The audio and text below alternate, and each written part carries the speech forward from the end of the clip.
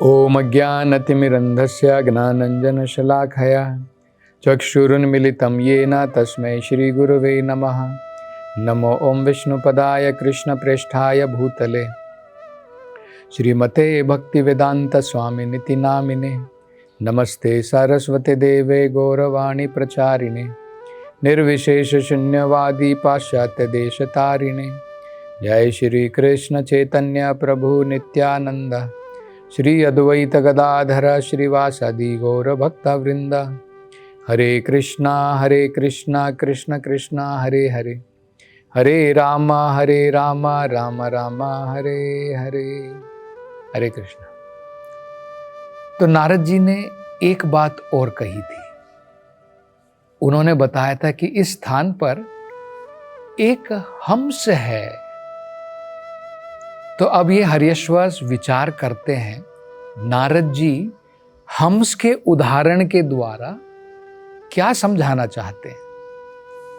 तो उन्होंने विचार किया कि वेदों में बताया है कि हंस का मतलब क्या होता है।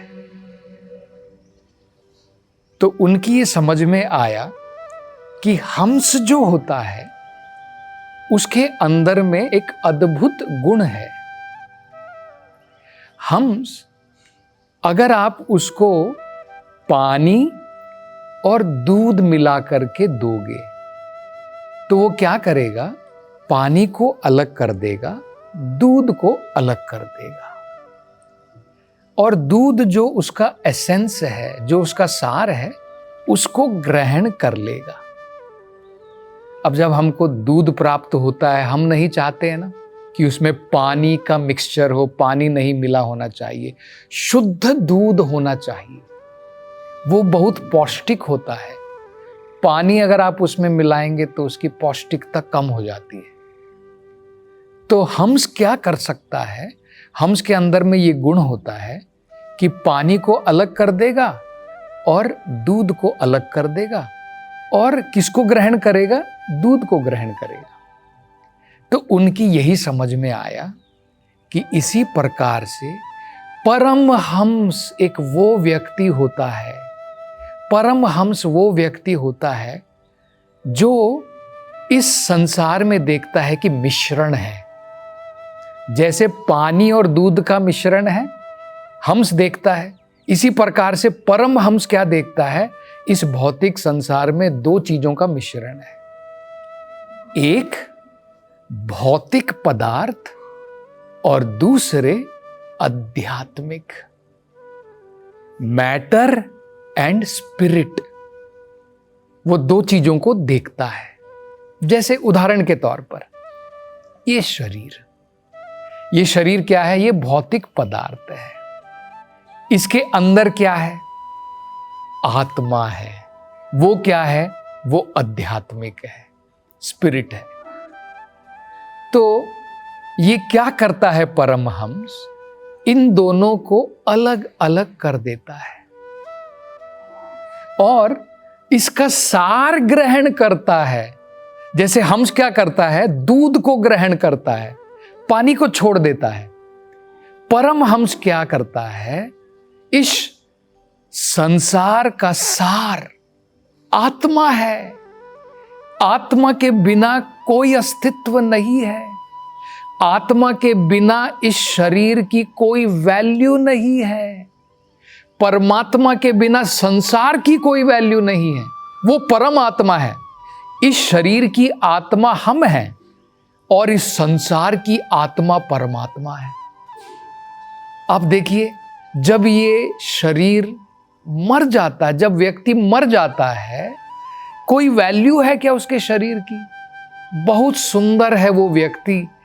कितने लोग उस मरे हुए सुंदर शरीर को अपने घर में रखना चाहेंगे। जब वो व्यक्ति जीवित है, हजारों लोग उसके फैन बने रहते हैं, उससे बायोग्राफ लेते हैं, ऑटोबायोग्राफ लेते हैं उसका। लेकिन मरने के बाद में किसी का इंटरेस्ट नहीं है। क्यों? क्योंकि सब चीजों का सार आत्मा है। आत्मा शरीर से निकल गई, प्राण निकल गए, शरीर का कोई वैल्यू नहीं, कोई मूल्य नहीं। तो परमहंस क्या करता है, उसे पता है शरीर की कोई वैल्यू नहीं है, तो आत्मा उसकी वैल्यू है, उसका मूल्य है। इसलिए वो आध्यात्मिकता को ग्रहण करता है, भौतिक को छोड़ देता है। ये परमहंस का मतलब होता है। तो ये ज्ञान जो है वेदों के अंदर में बहुत स्पष्ट रूप से दिया गया है। आप देखिए, वेदों का ज्ञान, भगवत गीता का ज्ञान यहीं से प्रारंभ होता है। दूसरे अध्याय में भगवत गीता में सबसे पहले भगवान अर्जुन को यही समझा रहे हैं कि भाई देखो, इस संसार में दो चीजें होती हैं, एक शरीर है, एक आत्मा है। शरीर का अंत होता है, आत्मा का अंत नहीं होता है। देखिए भगवान क्या कहते हैं, अंतवंत इमे देहा। इमे देहा, ये जो देह है अंतवंत, इसका एक दिन अंत होता है। लेकिन नित्य स उक्ते शरीरिणः, जो इस शरीर के अंदर में बैठा हुआ है, जो आत्मा है, नित्य उक्ते, उसके बारे में कहा है वो तो नित्य है। शरीर का क्या है, अंतवंत इमे देहा।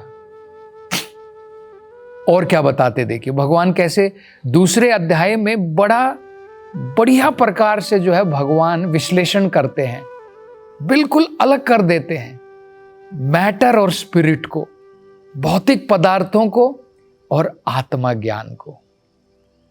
देखिए सबसे पहले भगवान क्या बताते हैं, अर्जुन जो है अपना कर्तव्य करने से पीछे हट रहे थे।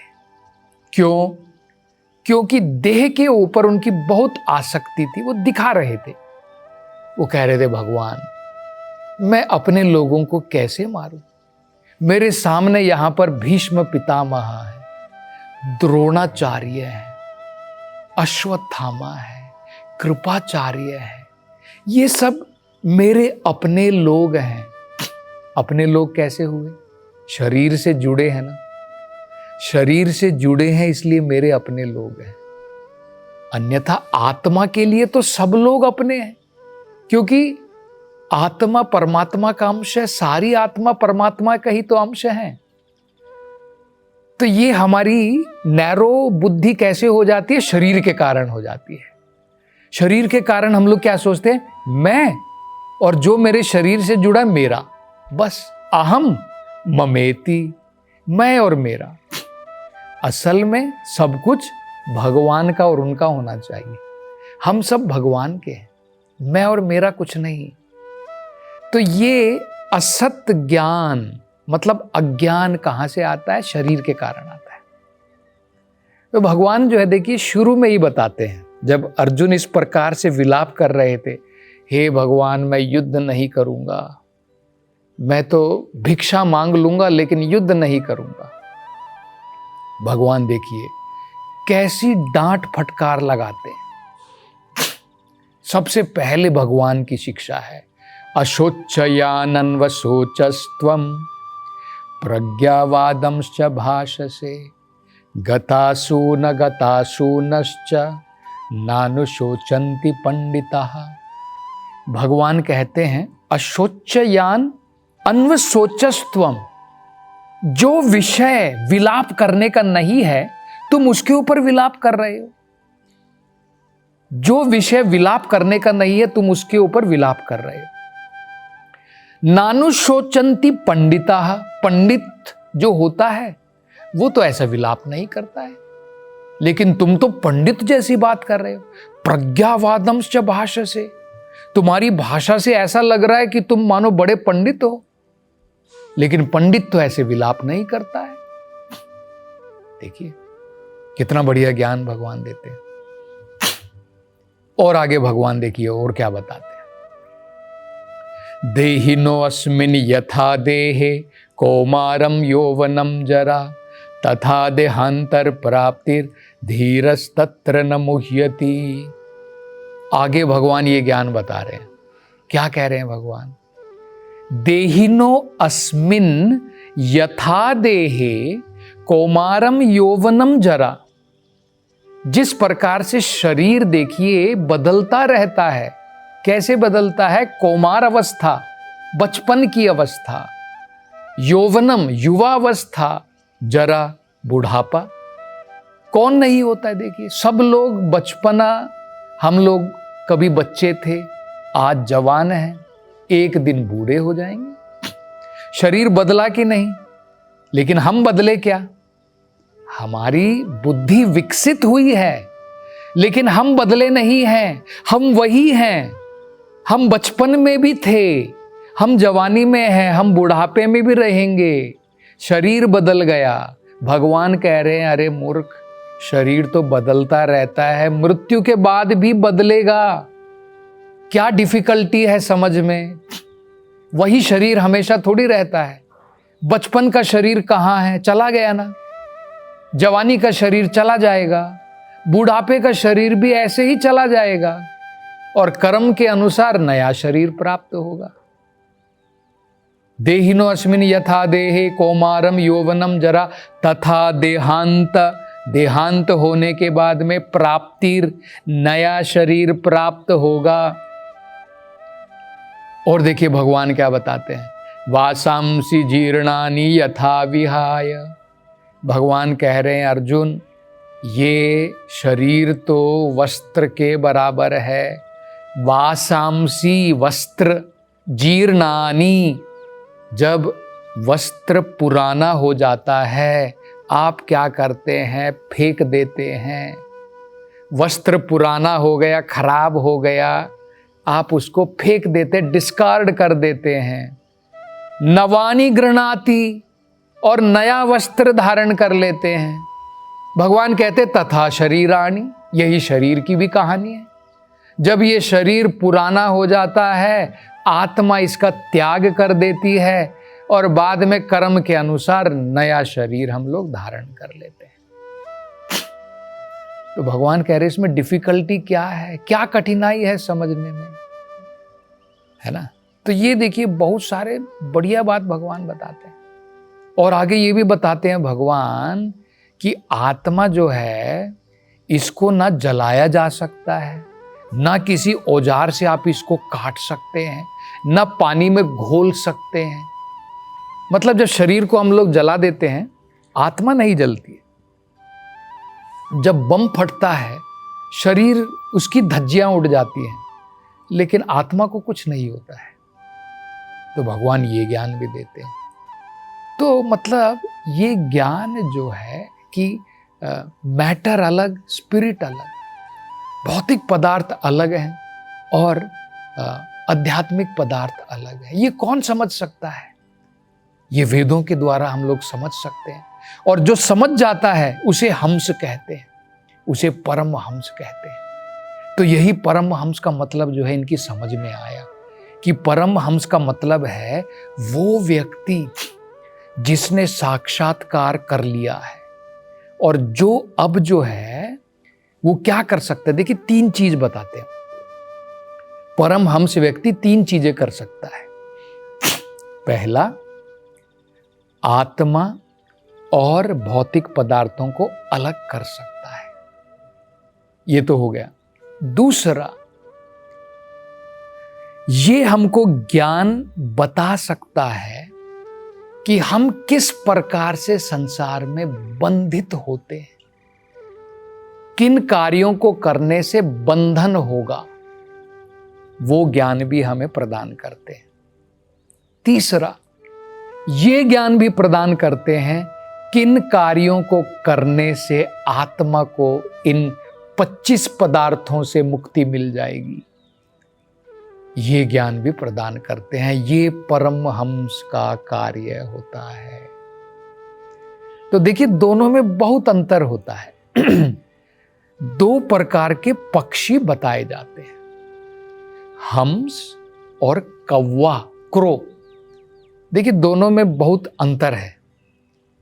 ये भागवत में इसके बारे में अंतर बताया है। देखिए हंस जो है हमेशा बहुत स्वच्छ पानी में रहता है, जहां पर सुंदर कमल के फूल होते हैं। मतलब बड़ी बढ़िया स्थान पर, सुंदर स्थान पर, स्वच्छ पवित्र स्थान पर वास करेगा। कौवा कहां पर जाता है? जहां पर गंदगी पड़ी होती है, मरा हुआ जानवर पड़ा होता है, पूरे कॉरपोरेशन का डस्टबिन गंदी जगह पर जाकर के कौवा बैठेगा, है कि नहीं? ये हम लोग देख सकते हैं। तो इसका क्या अर्थ बताया है देखिए भागवत में।